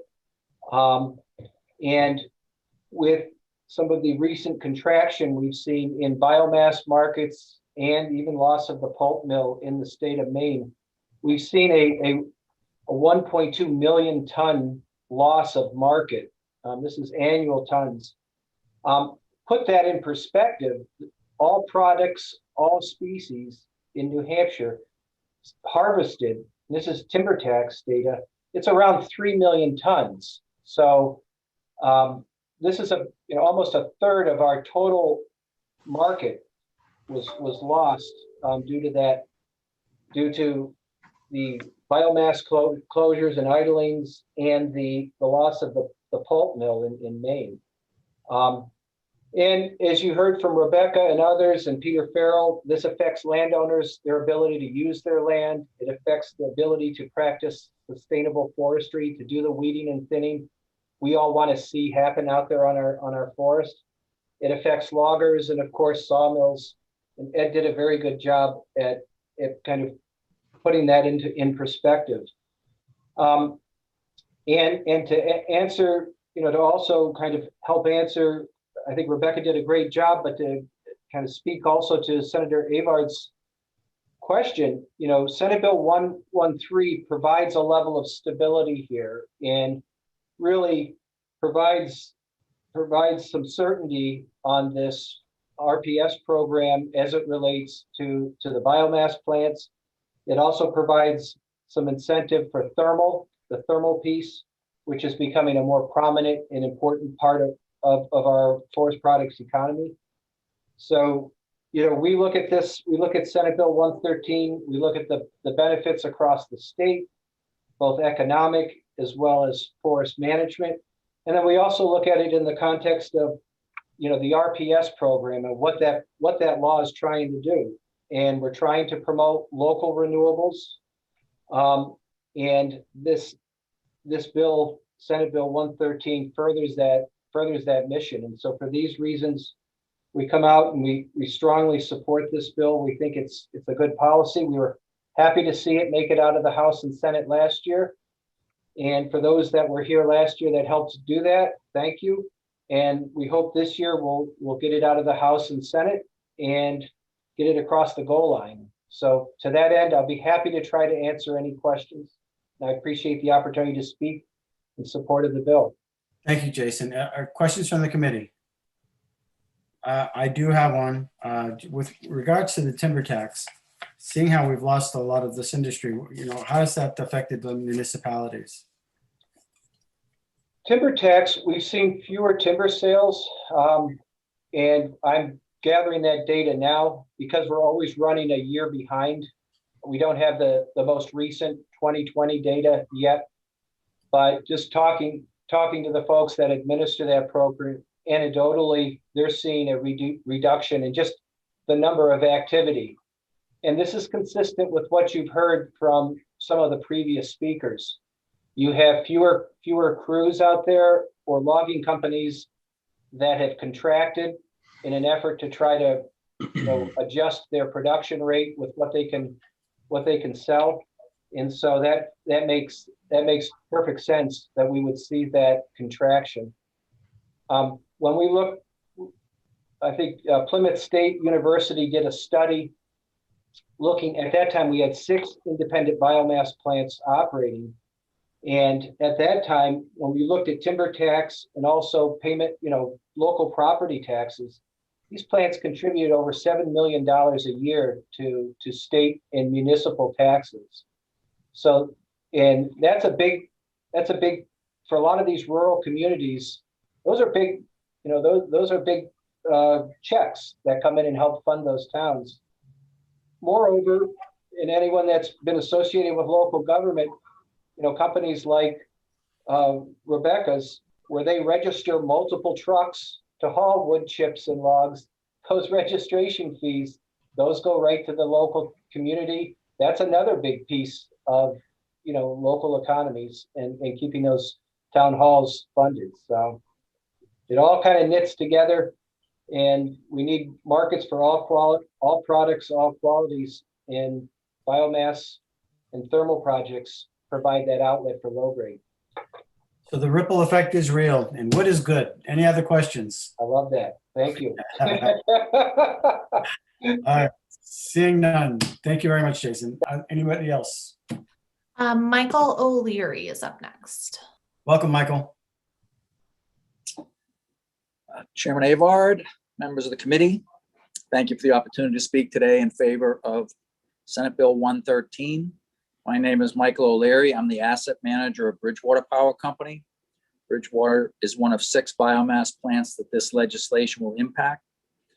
The Bridgewater facility has been in operation since 1987. We employ 20 people in the plant, and we support about another 100 direct jobs in wood chip procurement and other services. Many of you are aware that the biomass plant's been struggling over the last several years. I've testified multiple times before the committee and over in the House detailing our operating losses. Several facilities that this legislation impacts have permanently closed or had reduced operations as a result of these depressed market conditions. As I've explained in the past, our facility has 3 revenue streams: energy, capacity, and renewable energy credits. This being said, robust REC markets are critical to our continued operation. The ACP of $55 will help support a REC price that likely can sustain our operations. The ACP drop that took effect in 2020 to $34 is problematic. We have done everything possible to try to keep our facility operating and our employees working. All available cost-cutting measures have been used, and we're on the edge of survival. This legislation is critical to our continued operation. One criticism of the legislation that may be heard is what happens if the plants don't continue to operate? Haven't we just raised ACPs and ultimately rates? The short answer to that question is no. Under current law, the PUC has the ability to lower the purchase requirement for RECs based on supply and demand. And as a matter of fact, in many years, when we were selling our renewable energy credits out of state, we recommended that the purchase requirement was lowered to lower ACP costs to New Hampshire, and the PUC did that. Please support Senate Bill 113, and I'd be happy to answer any questions. Thank you, Michael. Appreciate your testimony. Questions from the committee? Seeing none, thank you very much. Next up, we have Robert Birdie. Robert, you're recognized. Just got to unmute.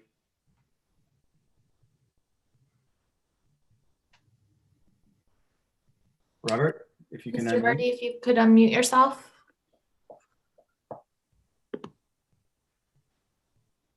Hit the space bar. Will that work? Should. Yeah, if you hit the space bar, you can unmute yourself just by holding it down. It's a secret we professionals use. We can cut back to Mr. Birdie, Senator. Okay, great. Okay. Next up, we have Lauren Rydstrom. Welcome, Lauren. Thank you, Mr. Chairman and committee members. Can you hear me? Yes. Thank you very much. Mr. Chairman, as you said, I'm Lauren Rydstrom. I live in Hollis. I own 400-acre woodlot, a little bit larger than that in Northfield. I also own 50 acres in Hollis. Until my recent retirement, I ran a wholesale lumber distribution company out of Nashville. We had 50 employees and did about $500 million in sales. A lot of our product came from New Hampshire and Maine. I'm speaking in support of Senate Bill 113. My goal in purchasing my woodlots was to leave a well-managed and well-stocked woodlot with abundant wildlife habitat to my grandchildren. You've all heard how important the low-grade markets are to managing forests, so I won't belabor that. I will say that in the last thinning cut I did, I was receiving 50 cents a ton for my pulpwood, which means that as a landowner, I think I was getting $12 or $15 for every truckload that went off my woodlot, which, as you can imagine, is not a very good business model. There is one other thing I'd like the committee to consider, and that is that as any forester or tree farmer or farmer in New Hampshire will tell you that makes a living growing product out of the soil, New Hampshire has experienced some extreme weather events, and these are major changes in precipitation patterns. They're increased invasive species, whether they're plants or insects, or extreme wind events. Politics aside, these events are caused by a change in climate.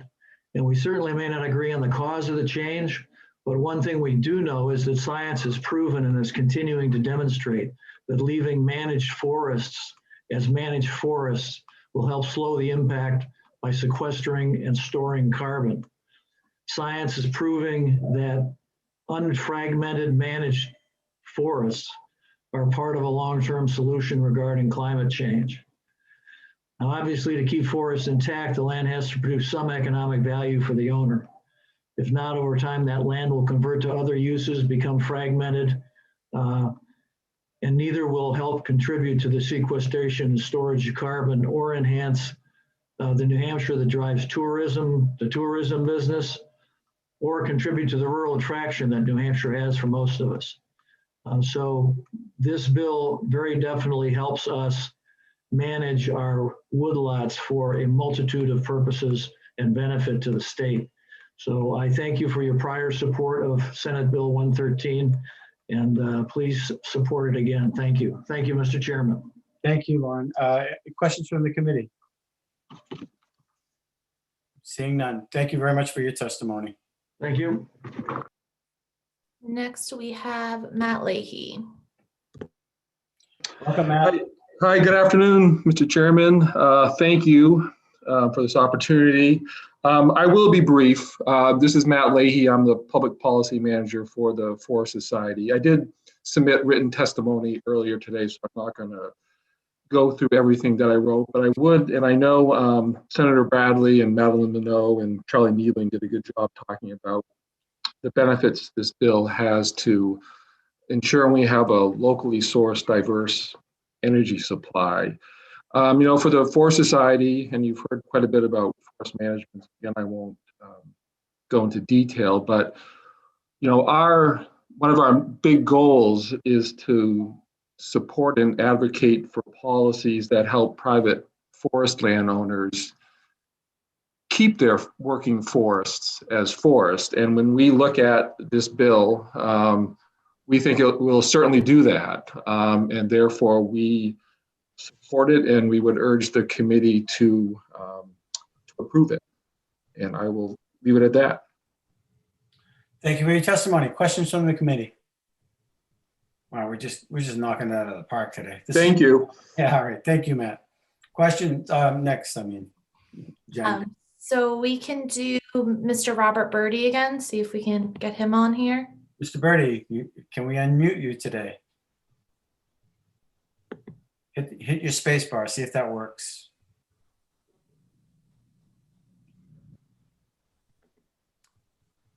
Doesn't look like it. Mr. Birdie, if you are unable to mute yourself, if you want to raise your hand and let us know, and we'll continue to move on here.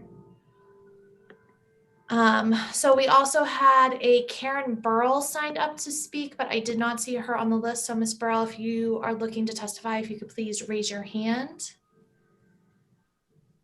I'm not seeing her, but we have a Mark Froling that would like to speak, Senator. Welcome, Mark.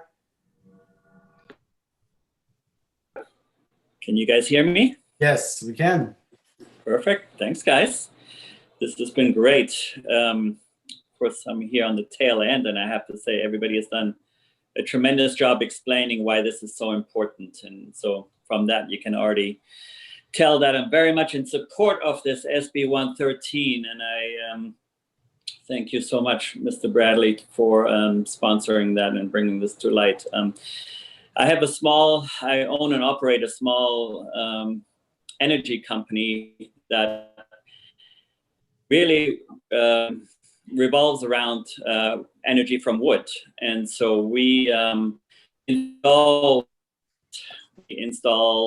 wood chip boilers, wood pellet boilers, and all types of wood energy boilers in the state of New Hampshire, Vermont, and Massachusetts. And we have been doing this now for 11 years, just specializing on wood.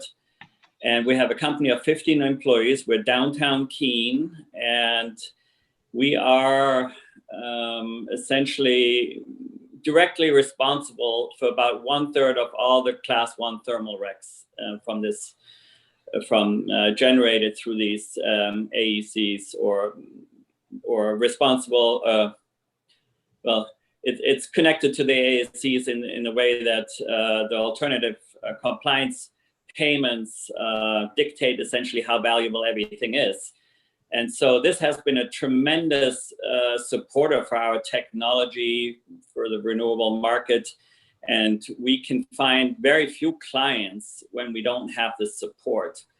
And so with recent commodity prices being lower and lower over the last year, just until a couple of months ago, really, it was more important than ever. In fact, these renewable energy certificates that we create from running our wood boilers have become more and more important. And so if this bill comes through, I can see that how this would really support new growth in this business, especially on the thermal side, because that means more wood boilers go in, the clients get a little bit more money, and our clients are almost all municipalities and school districts and some universities as well.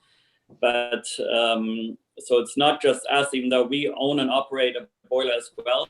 So we are generators that generate renewable energy certificates and so see the value directly from their alternative compliance payments, the ACDs. But more than that, all of our clients are big beneficiaries of that. And primarily that is school districts. And actually this year with the COVID, even though people need to heat more and more, in fact, school districts were devastated on their budgets. And they're just recently, we've had the first time in many years where we did not get any school boilers because there was under such duress to pay the bills through the COVID. For the COVID,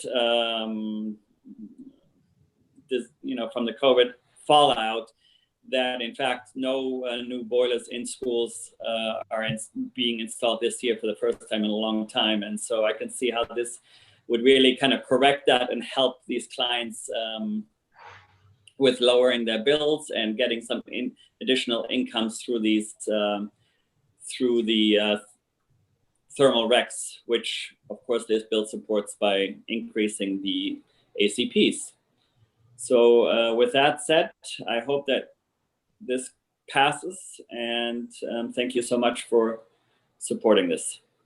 Mark, thank you for your testimony. Questions from the committee? Seeing none, thank you very much. Okay, Senator, I don't see anybody with their hands up. So if anybody would like to testify on the current bill, if you could please raise your hand. And I'm not seeing anybody, Senator. All right, so we'll close the hearing on Senate Bill 113. Is there a motion to move into exec? Or do you want to? Okay, is there a second? Well, we got a 1. Is there a second? Nobody wants to go into exec? All right, no exec today, I guess. You could second it, Mr. Chairman. Oh, I'm going to second it. There we go. Second to go into exec. And we'll start off with you, Senator Waters. Yes. Senator Gaida. Yes. Senator Gray. Yes. Senator Perkins Quokka. Yes. All right, so let's look at 109. Are we ready to do this one? On the net metering? No, I'm not, Mr. Chairman. I am concerned. I haven't seen data, and I'd like to get some data because I know that the metrics exist to support the premise that we're not cost shifting, because the current price, as I understand it, is going at the default price. And I know this is a thorn in everyone's side, but I think I'd feel a lot better making this decision if I had the data in front of me. I think Madeline just sent us something with regards to that data. Okay.